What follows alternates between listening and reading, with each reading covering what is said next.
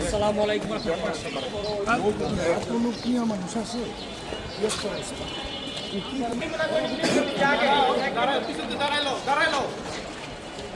আকাশে তোকে ভিজিট করতে দিল কি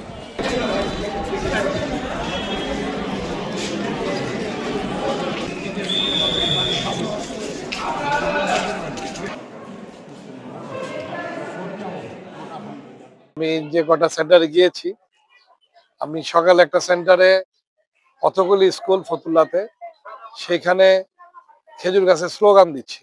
আমি গাড়ি থেকে নামার পরে অনেক লোক দাঁড়ায় স্লোগান দিচ্ছে, যেটা গ্রহণযোগ্য নয়।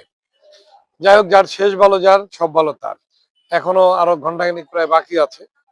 আপাতত আমার কাছে সন্তোষজনকই মনে হচ্ছে।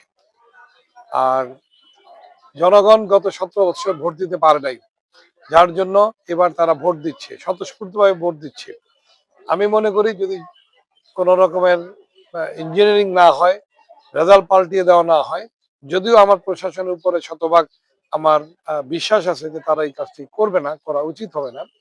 যদি আমার রেজাল্ট পাল্টে দেওয়া না হয়, ইনশাল্লাহ আমি শতভাগ আশাবাদী আমি জয়যুক্ত হব। ছোটখাটো বিভিন্ন জায়গায় ঘটছেই, বিভিন্ন জায়গায় ঘটছে, তবে প্রশাসন শক্তভাবে করার চেষ্টা করতেছে। কোথাও কোথাও পুলিশ এজেন্ট বের করে দেওয়ার চেষ্টা হচ্ছে, গন্ডগোল লাগানোর চেষ্টা হচ্ছে।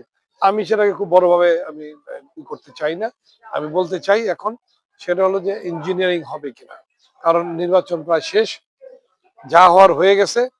এখন ভোটের রেজাল্টটা যাতে পাল্টিয়ে দেওয়া না হয়, সেটা আমি প্রশাসনের কাছে আশা করি, আমি সরকারের কাছে আশা করি। এই জন্য এটা একটা অন্তর্বর্তীকালীন সরকার।